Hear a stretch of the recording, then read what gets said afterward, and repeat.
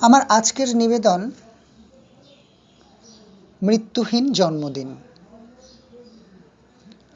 পণ্ডিচেরি শ্রী অরবিন্দ আশ্রমে মা শ্রী অরবিন্দের দেহে থাকাকালীন অনেক গুণী লোকের সমারোহ ছিল।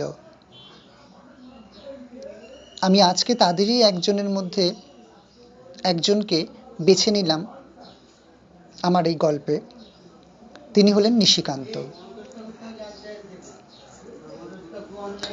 নিশিকান্ত রায়চৌধুরী ছিলেন একাধারে কবি, সাধক, চিত্রশিল্পী। তার আঁকা বহু ছবি শান্তিনিকেতনে ও পণ্ডিচেরি শ্রী অরবিন্দ আশ্রম আর্ট গ্যালারিতে আছে। অলকানন্দা, দিগন্ত, বৈজয়ন্তী প্রভৃতি তার 9খানি কাব্যগ্রন্থ এবং ইংরেজি কবিতা। একমাত্র ইংরেজি কাব্যগ্রন্থ ড্রিম ক্যাডেন্সেসে আছে। ছেলেবেলা থেকে সে শান্তিনিকেতনে মানুষ হয়। কবিগুরু পরম স্নেহে ও যত্নে তাকে সাহিত্যে শিক্ষা ও দীক্ষা দেন।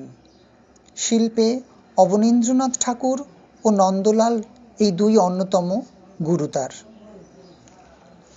কবিগুরু আদর করে তাকে চাঁদ কবি বলে ডাকতেন।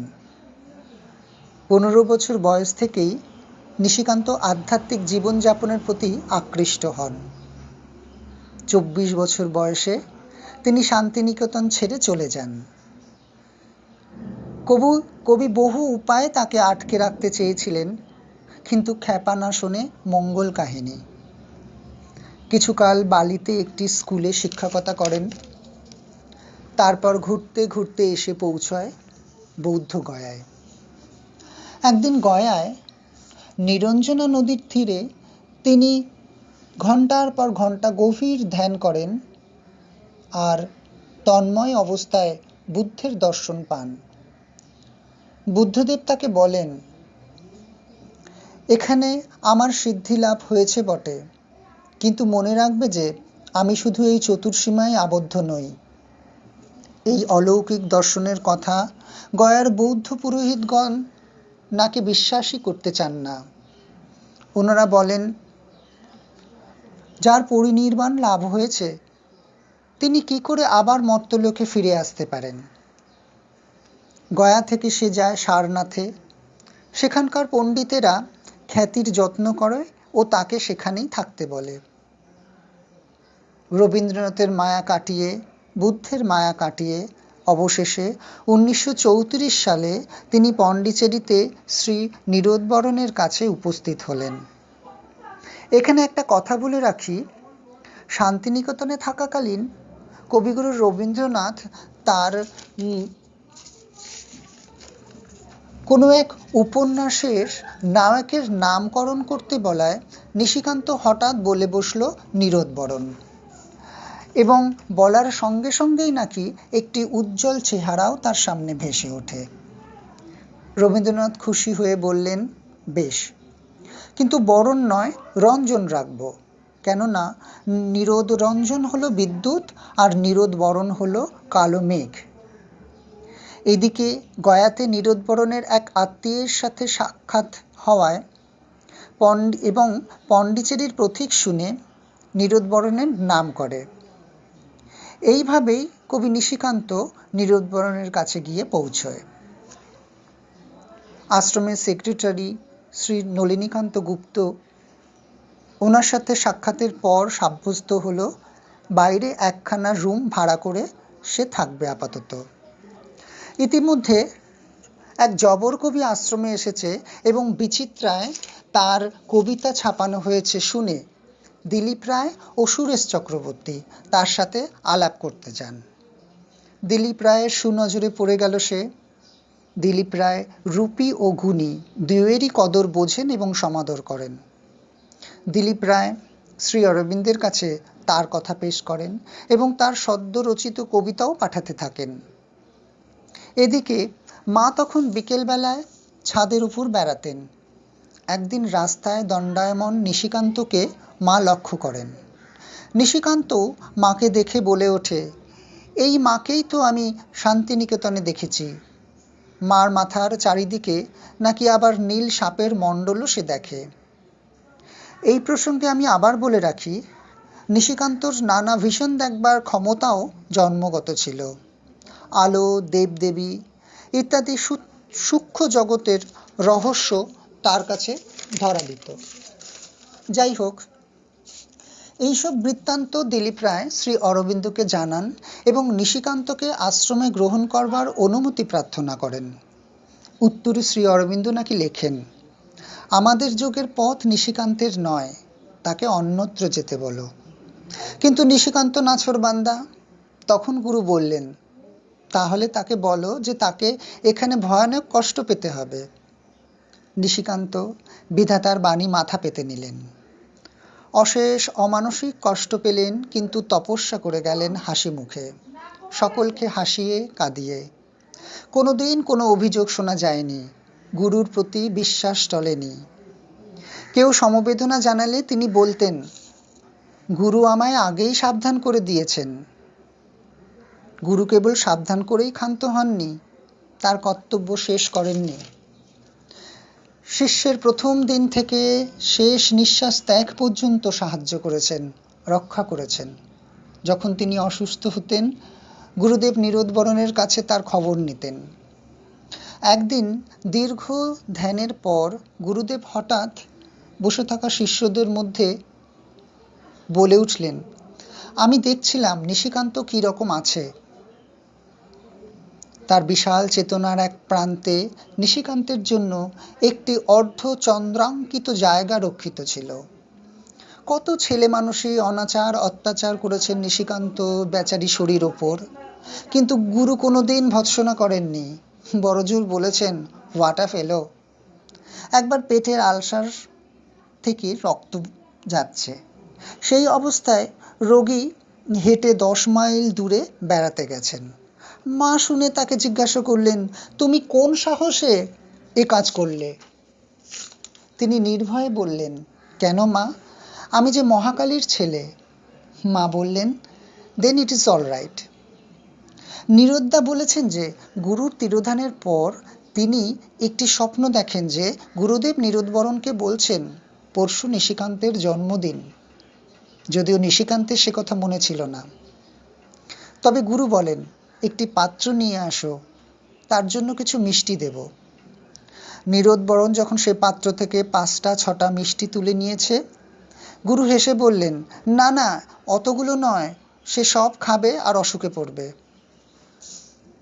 আর এই নিশিকান্ত, গুরু যখন দেহ রক্ষা করলেন এবং দলে দলে লোক তার দেহের স্বর্ণকান্তি দিব্য আভা দেখতে চলেছে, দেখলেন গুরু তার পালঙ্কে বসে উচ্চস্বরে বলছেন, I am here, I am here. নিশিকান্তের এই সূক্ষ্ম দৃষ্টি তার জন্মগত। তার আশ্রমের প্রবেশের মুহূর্তে মা একটি ভবিষ্যৎবাণী করেছিলেন যে তিনি অনেক জিনিস দেখতে ও শুনতে পাবেন, অর্থাৎ সূক্ষ্ম জগতের বিষয়। আশ্রম প্রবেশের পূর্বে মা একদিন সেক্রেটারিকে তার কাছে পাঠিয়ে জানতে চাইলেন তার কোনো সন্ন্যাসী সঙ্গ হয়েছে কিনা। সে বলে, সে 14-15 বছর বয়সে একবার নিরুদ্দেশ হয় সাধুসঙ্গ লাভের জন্য এবং কোনো এক সন্ন্যাসীর কাছে দীক্ষা চায়। সেই সন্ন্যাসী মোটেই রাজি নয়, বলে, বাবা, তোকে আমি দীক্ষা দিতে পারবো না, আমার ঘরে তোর ভাত নেই। আমি তোর পেছনে পরিষ্কার দেখতে পাচ্ছি তোর গুরুকে, মহাশক্তিমান পুরুষ ও শক্তিময়ী মা, এদেরই তুই শিষ্য, আমার নয়। সময় হলে তাদের দেখা পাবি, এখন ঘরে ফিরে যা। এই বলে তাকে বিদায় করে দেন। তার কবিতায় এই সূক্ষ্ম দর্শনের প্রভাব পড়ায় কবি ঠাকুর তাকে শুধোতেন, এইসব জিনিস তুই পাস কি করে, কোত্থেকে? শ্রী অরবিন্দ বলেছেন, তার কবিতার প্রধান উৎস হল প্রাণজগৎ। কবি যখন প্রায় শয্যাশায়ী, তখন রচনা করলে তার দীর্ঘতম শেষ কবিতা লীলায়ন। তার এই শারীরিক কষ্টভোগের মধ্যে দিয়েও তিনি এই লেখা লিখলেন কি করে, তা আশ্চর্যজনক। কবি বিভিন্ন সময় বিভিন্ন রোগে আক্রান্ত হয়েছেন। তার রোগের তালিকায় কখনো আলসার, কখনো বহুমূত্র, কখনো টিভি, কখনো বা ফুসফুসে ফোড়া। তিনি চিত্রশিল্পেও সমান মনোযোগী ছিলেন। তিনি ভালো রান্না করতে পারতেন এবং তেমনি খেতেও ভালোবাসতেন। মায়ের একবার অসুখ করল। আশ্রমে ধ্যান, প্রণাম ইত্যাদি স্থগিত রইল এবং শ্রী অরবিন্দ কবিতা দেখা বন্ধ করলেন। নিশিকান্ত শ্রী অরবিন্দ কবিতা দেখবেন না বলে তিনিও কবিতা লেখা শেষ করলেন, বন্ধ করলেন। কবি বললেন, কবি লিখবে তার অন্তরের প্রেরণায়। নিশিকান্ত যদি আলাদা অন্য কাজ নিত তো অসুবিধে হতো না। তিনি তা না করে আশ্রম ছেড়ে কিছুদিনের জন্য বাইরে বেড়াতে গেলেন। গুরু ধরে রাখবার চেষ্টা করেছিলেন, বলেছিলেন, এখান থেকে চলে গেলেই তো আর প্রকৃতির দুর্বলতা এড়ানো বা সরানো যাবে না। গুহার মধ্যে আশ্রয় নিলেও ভাইটাল সাথে সাথে থাকবে। কাজেই এখানে থেকেই নিম্ন প্রকৃতির বাধা জয় করা উচিত। কোনো লাভ না হয়নি। তিনি বাইরে গেলেন, কিন্তু বাইরে গিয়েও কোনো লাভ হয়নি। অবশেষে তাকে আশ্রমে ফিরতে হলো। মা তাকে কোনো শারীরিক কাজ নিতে উপদেশ দিলেন। সাব্যস্ত হলো তিনি রান্নার কাজ নেবে। কবির নতুন ধরনের রান্নায় সকলে খুশি। শ্রী অরবিন্দ নীরোদবরণকে বললেন, হিজ কুকিং ইজ এক্সেলেন্ট। সাধকের আহারের পরিমাণও বেড়ে গেল। কিন্তু দুর্ভাগ্যবশত শনি গ্রহের হাত থেকে তিনি নিষ্কৃতি পেলেন না। প্রায় বছরখানেক পরে রান্নার কাজ দিল ছেড়ে। Cheese, rasgulla, cake, biscuit, Sandesh ইত্যাদি নানা খাবার জিনিস তৈরি করতে নিজেকে ভোলাতে চেষ্টা করল। তার সাথে বন্ধুদের আহার বিহার, পদব্রজে লম্বা সান্ধ্য ভ্রমণ ইত্যাদি নিয়ে হলো দৈনন্দিন জীবনযাত্রা। আর মাঝে মাঝে কবিতার রচনা, খেয়ালে বা প্রয়োজনে। একদিন তার খেয়াল হলো ভিনিগার তৈরি করবে। প্রচুর কাঁচা আম জাল দিয়ে রস বের করে তার তীব্রতা পরখ করে দেখবার জন্য খেলো একেবারে প্রায় 1 কাপ কড়া রস। নিঘাত ফল আলসার। এছাড়া তার ডায়াবেটিস, ব্লাড প্রেশার সেগুলোও ছিল। শরীর ক্রমশ ভেঙে পড়ল। শ্রী অরবিন্দের তিরোধানের পর নিশিকান্তের অসুখ বিসুখের ভার এক ডাক্তারের ওপর পড়ল এবং সেই ডাক্তারই মাকে রিপোর্ট দেন। কিন্তু আশ্চর্য রোগীর প্রাণশক্তি। এই কাহিল অবস্থায় সে লাঠি হাতে মাকে দেখতে গিয়েছে রোজ সকালে, আর ফিরে এসে হয়তো বিছানায়। বিকেলে জ্বর নিয়ে বেড়াতে গেছে, সন্ধেবেলা আবার প্লেগ্রাউন্ডে এসেছে মায়ের আশীর্বাদের জন্য। যখন তার ফোড়া মার দিব্য শক্তিতে এবং ডাক্তারের সাহায্যে প্রায় সেরে উঠেছে, তখন আবার তার পায়ের প্রবলেম শুরু হলো। তিনি নীরোদবরণকে বললেন, তার শরীরের অবস্থা যাই হোক তবু তিনি হেঁটে চলে বেরোতেন। কিন্তু এখন সেটাও করতে না পারলে তবে আর বেঁচে থেকে লাভ কি? বরং এই ভাঙা অকেজো শরীর ফেলে দিয়ে মায়ের গ্রিন গ্রুপে আবার কচি শিশু হয়ে ফিরে আসতে চান তিনি। একবার শারীরিক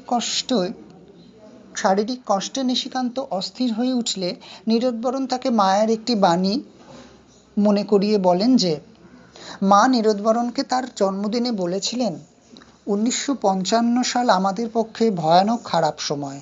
ভিতরে ও বাইরের নানা আক্রমণ আসবে, এমনকি শরীরও নিস্তার পাবে না। এই দুর্ভোগ চলবে 1956 সালের এপ্রিল অবধি। সে সংকটাপন্ন অবস্থায় আমাদের অটল বিশ্বাসে ভগবানের পাশে দাঁড়াতে হবে। সেই পরীক্ষার পর আসবে সুদিন, এপ্রিলে। নীরোদবরণ একজন ডাক্তার ছিলেন, আর ডাক্তার বলে সাধারণত দুজন লোক তাকে ডাকতেন। একজন চম্পকলাল, যিনি গুজরাটি এবং শ্রী অরবিন্দের একনিষ্ঠ সেবক, আর একজন ডাকতেন নিশিকান্ত। একবার নীরোদবরণ ঘুমিয়ে পড়েছিলেন। হঠাৎ শুনলেন ডাক্তার কে বলে ধড়মড় করে উঠলেন। দেখলেন চম্পকলাল পাশের ঘরে কার সাথে কথা বলছে। তাহলে কি? জোর করে সেই অলক্ষণী চিন্তাটা বন্ধ করে তিনি ছুট লাগালেন নিশিকান্তের ঘরে। ডাক্তার, একটা ব্যবস্থা করতে পারো? নিশিকান্ত বললেন। নীরোদবরণ বললেন, কি কবি? নিশিকান্ত, মায়ের সাথে দেখা করাতে পারো? এই অবস্থায় কি করে, কোথায়? খেলার মাঠে বিকেলে স্ট্রেচারে বয়ে নিয়ে যাবে। আমি মায়ের পা দুটো একবার মাথায় ছোঁয়াতে চাই। মহা সমস্যা, এত লোকজনের সামনে এই অবস্থায় নিয়ে যাওয়া। আবার যদি না নিই, শেষ আশা পূর্ণ না হলে বা বিলম্ব হলে। হ্যাঁ না কিছু না বলে নীরোদবরণ বেরিয়ে চলে গেলেন। গিয়ে দেখলেন ভাগ্যক্রমে মা তখনও স্নান করতে যাননি। নিশিকান্তের প্রার্থনা নিবেদন করলেন। উত্তরে মা বললেন, দেখো। গম্ভীর সুরে আরম্ভ করলেন। 1 বছর আগে সে আমায় এক চিঠি লেখে।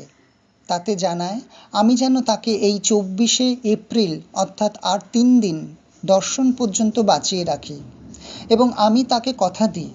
তুমি জানো গত 1 বছর ধরে কত কষ্ট ঝড়ঝাপটা তার উপর বয়ে গেছে।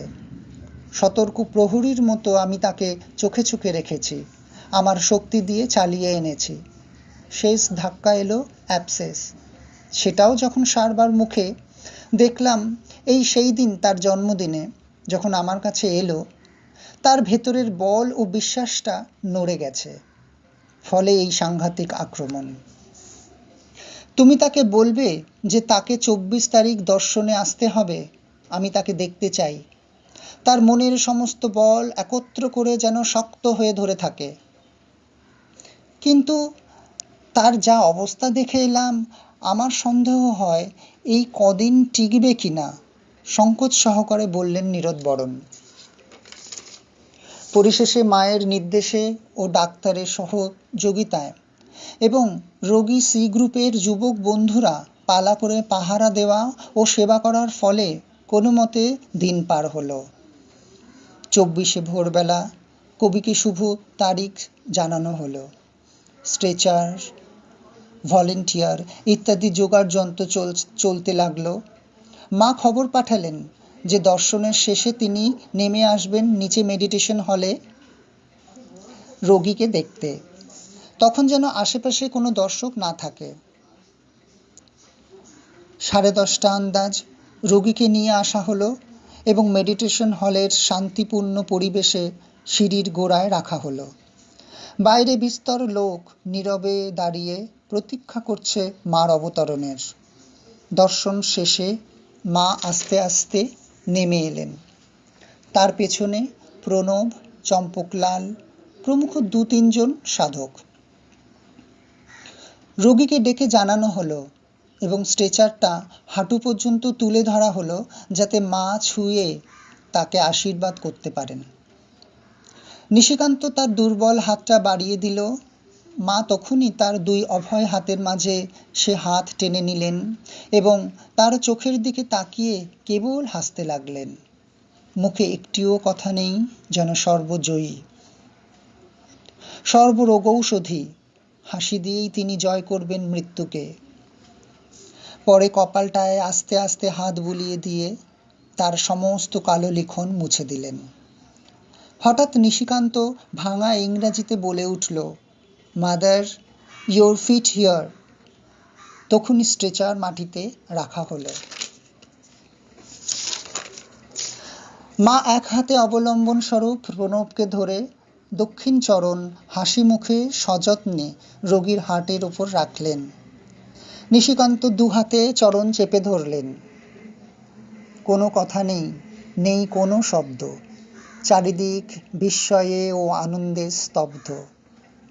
মৃত্যুর সাথে অমৃতের সংগ্রাম। ধীরে ধীরে এই অবিস্মরণীয় ভাগবতী লীলার অবসান হলো। মা আবার তার ঊর্ধ্বলোকে চলে গেলেন, দিয়ে গেলেন তার লোকোত্তর প্রেম। আমরাও রোগীকে নিয়ে বাড়ির দিকে রওনা হলাম। বিকেলবেলা গিয়ে দেখলাম সেই ছটফটানি আর নেই। মুখে এবং সর্বদেহে একটি স্নিগ্ধ শান্তির আভাস।